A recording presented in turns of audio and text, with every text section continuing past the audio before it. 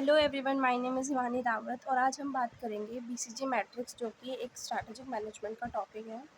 So basically जो BCG matrix है वो जो है बॉस्टन कंसल्टेंट ग्रुप एक कंपनी है, उसके थ्रू जो है ग्रुप जो कंपनी है उसके थ्रू जो है ये बीसीजी मैट्रिक्स का इन्वेंशन हुआ है। एक तरीके से उन्होंने इस चीज़ को इन्वेंट किया है। ठीक है। सो बेसिकली ये जो बीसीजी मैट्रिक्स है उसका यूज़ किस लिए होता है, तो उसका यूज़ होता है for evaluation of product portfolio in the marketing and sales planning. तो बेसिकली जो प्रोडक्ट पोर्टफोलियो उसका इवैल्यूएशन करता है, जो कि हेल्प करता है मार्केटिंग में उस पर्टिकुलर कंपनी का और सेल्स का। ठीक है। तो उन्होंने फर्स्ट टाइम इस चीज़ का इसमें यूज़ किया था। But the condition for BCG matrix is what, कि ये जो बीसीजी मैट्रिक है it only use by the such company which deal in the multi category companies. That means a company which is involved in a single type business, they cannot use BCG matrix. For example, जैसे कि हमने बात करी Apple की, तो Apple जो है वो मल्टी प्रोडक्ट में डील करता है ना। वो मल्टी प्रोडक्ट में डील कर रहा है। या हम गोदरेज की बात करें, गोदरेज कंपनी की, तो कहीं ना कहीं वो जहाँ पर मल्टी प्रोडक्ट हो या मल्टी कैटेगरी कंपनीज हो, वहाँ पर हम जो है इस बीसीजी मैट्रिक्स का यूज़ करते हैं। ठीक है। सो अब बेसिकली जो हम सबसे पहले जो समझने की कोशिश करेंगे वो हम करेंगे कि जो बीसीजी मैट्रिक्स है वो कैसे हम उसमें क्या क्या मतलब हम कैसे उसको इनकॉर्पोरेट करेंगे। सो सबसे पहले तो बीसीजी मैट्रिक्स को यूज़ करने के लिए सबसे पहले तो हमें चूज़ करना पड़ेगा बिजनेस यूनिट। सो हम करेंगे सबसे पहले चूज़ द यूनिट, कि हम किस पर्टिकुलर सेक्टर में, किस पर्टिकुलर इंडस्ट्री में हम डील करते हैं, उसका हम उसको करेंगे। देन उसके बाद डिफाइन द मार्केट, कि उस पर्टिकुलर बिजनेस का मार्केट क्या है, किस मार्केट में वो पर्टिकुलर डील करता है, हम उसको डिफाइन होना चाहिए। देन उसके अकॉर्डिंग हम इन दोनों के अकॉर्डिंग हम कैलकुलेट करेंगे अपना रिलेटिव मार्केट शेयर, कि हमारा जो रिलेटिव मार्केट शेयर है वो कितना आ रहा है। दैट मीन्स कि अगर मान लो मार्केट में अगर मार्केट 100% है, तो उस 100% के अंदर हमारा मार्केट शेयर कितना परसेंट है। ठीक है। तो उसको कहते हैं हम कैलकुलेट रिलेटिव मार्केट शेयर्स। ठीक है, कि हमारा मार्केट में हमारी पर्टिकुलर इंडस्ट्री या कंपनी का कितना पर्टिकुलर शेयर है इन द मार्केट। देन उसके बाद हम find out the business growth rate. That means कि हमारा बिजनेस, जैसे मान लो मेरा पर्टिकुलर बिजनेस है, तो वो बिजनेस जो है उसका मान लो एक तो होता है कि मार्केट में ग्रोथ है, मार्केट ग्रो कर रहा है, और एक हो रहा है कि मेरा बिजनेस मार्केट में कितना ग्रो कर रहा है। ठीक है। वो डिफाइन करता है मार्केट ग्रोथ रेट, वो इसके बारे में पता करते हैं। तो हमको सबसे पहले यूनिट चूज़ करनी है, फिर मार्केट को डिफाइन करना है, देन रिलेटिव मार्केट शेयर, फिर business growth rate, and then finally हमको जो है बीसीजी मैट्रिक्स का साइकिल ड्रॉ करना है और उसको इवेल्युएट करना है। सो अब हम समझते हैं बेसिकली कि जो बीसीजी मैट्रिक्स होता है, बीसीजी मैट्रिक्स होता है, ठीक है, मैट्रिक्स, वो बेसिकली होता क्या है। ठीक है। तो उसके अंदर 4 सिचुएशन आती है बीसीजी मैट्रिक्स के अंदर। तो बीसीजी मैट्रिक्स बेसिकली हमको बताना क्या चाहता है, तो वो बताना चाहता है कि बिजनेस की क्या क्या स्टेजेस होती है बेसिकली। यानी कि जैसे मान लो, स्टेजेस भी हम नहीं कह सकते, पर मान लो एक कंपनी है, वो 4 टाइप की प्रोडक्ट में डील कर रहे हैं। अब हर प्रोडक्ट के लिए, हर टाइप की, उसके लिए उसने 4 मतलब 4 कंपनी अलग अलग ओपन कर रखी है। ठीक है। डील कर रहा है वो। अब हो सकता है कि ये वाला जो प्रोडक्ट था वो उसने सबसे पहले इसमें स्टार्ट किया होगा बिजनेस, फिर उसने सोचा कि इसमें ग्रो हो रहा है, तो फिर उसने सेकेंड यूनिट को खोला। फिर उसको लगा कि इसमें सही से प्रॉफिट नहीं हो रहा, या इसके साथ ये वाला बिजनेस हो सकता है, तो उसने ये यूनिट शुरू कर दी। तो कहीं ना कहीं इनका आपस में रिलेशन हुआ, और उसने एक को देख के फिर दूसरे को डिसाइड करा कि whether he need to be open another unit और नॉट, है ना।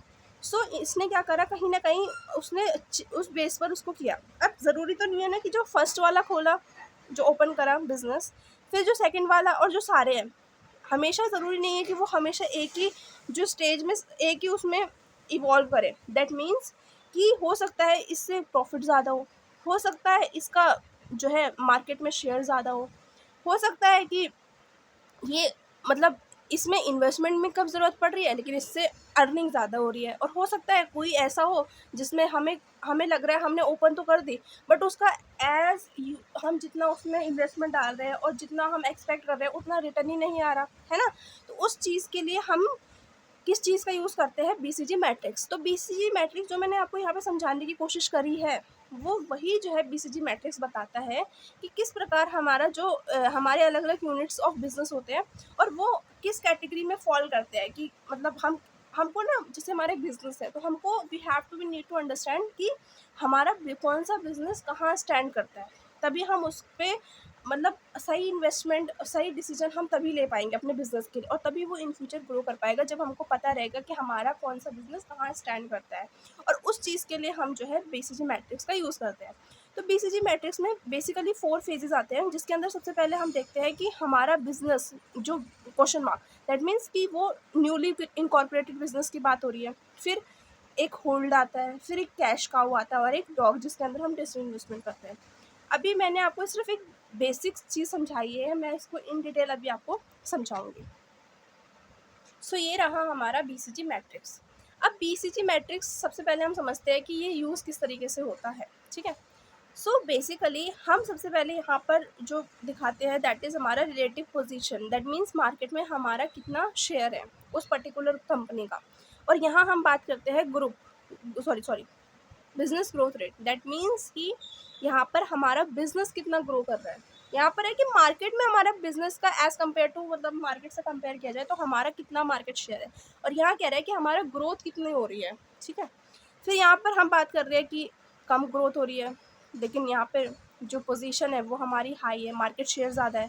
फिर यहाँ बात कर रहे हैं कि भाई जो हमारा बिजनेस ग्रो कर रहा है वो भी हाई कर रहा है और हमारी जो मार्केट शेयर है वो भी हाई है। फिर इस सिचुएशन में क्या हो रहा है कि ग्रोथ तो हाई है पर मार्केट शेयर लो, और यहाँ पर डॉग के अंदर मार्केट वो बिजनेस भी ग्रो नहीं कर रहा और मार्केट शेयर भी लो दिखा रहा है। तो कहीं ना कहीं ये वाली चीज़ हमने पिछले उसमें भी पढ़ी थी, जो एनसॉफ वाले में हमने पढ़ा था, हाई लो सेम सिचुएशन, ठीक है। बट यहाँ पर डिफरेंट चीज़ों की बात हो रही है। ओके, सो हम इन डिटेल अब इनको एक एक को समझने की कोशिश करेंगे कि हर पर्टिकुलर चीज़ किस बारे में बताती है। Okay, so let start. So सबसे पहले इसके अंदर ना, यहाँ पर ये साइकिल ऐसे चलती है, कोई भी बिजनेस पहले यहाँ से यहाँ जाता है क्वेश्चन मार्क से टू स्टार, देन यहाँ से जाता है वो कैश काउ के अंदर, एंड देन फाइनली वो जो है डॉग, ठीक है। सो सबसे पहले हम बात करते हैं question mark. Question mark is what, यहाँ पर हम बात करते हैं business new. So question mark के अंदर हमने बात करी कि बिल्ड न्यू बिजनेस, हम इसमें न्यू बिजनेस में जो है न्यू बिजनेस अपना ओपन कर रहे हैं, ठीक है।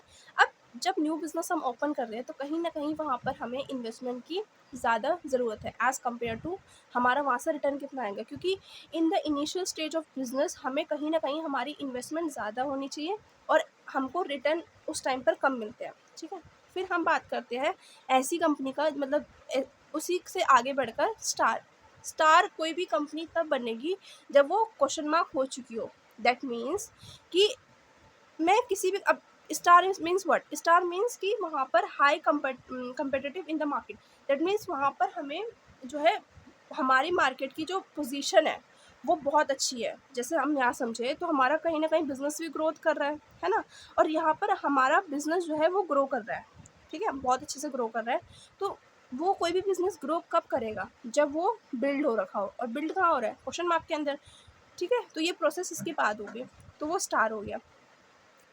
देन उसके बाद हम समझते हैं हमारा कैश काउ, यहाँ से इसके बाद ये यहाँ आएगा, that means question mark star and cash cow.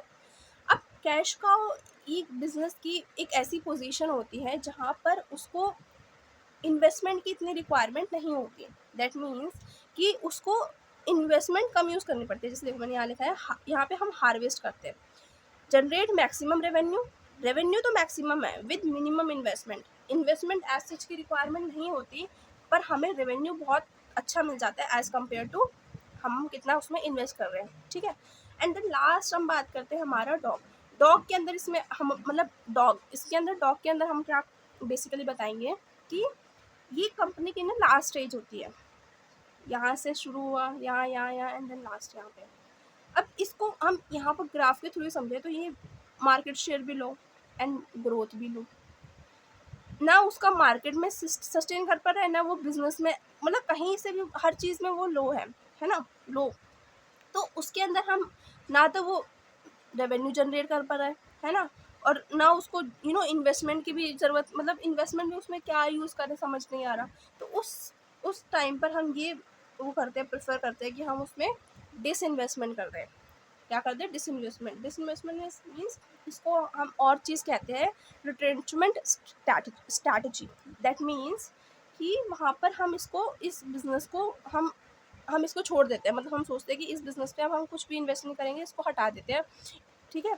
तो कहीं मतलब अगर आप इस चीज़ को समझ पाओ तो कहीं ना कहीं बीसीजी मैट्रिक्स कितना इंपॉर्टेंट है कि हम इसके थ्रू ये चीज़ को बता पा रहे हैं कि हमको कौन सा बिज़नेस अपनी कंपनी के अंदर रखना चाहिए और कौन सा नहीं रखना चाहिए, किसको कितनी प्रायोरिटी देनी चाहिए, किसको नहीं देनी चाहिए, किसके अंदर कितना रेवेन्यू चाहिए, किसके अंदर कितना रेवेन्यू नहीं चाहिए, कितना इन्वेस्टमेंट होना चाहिए, कितना इन्वेस्टमेंट नहीं देना चाहिए।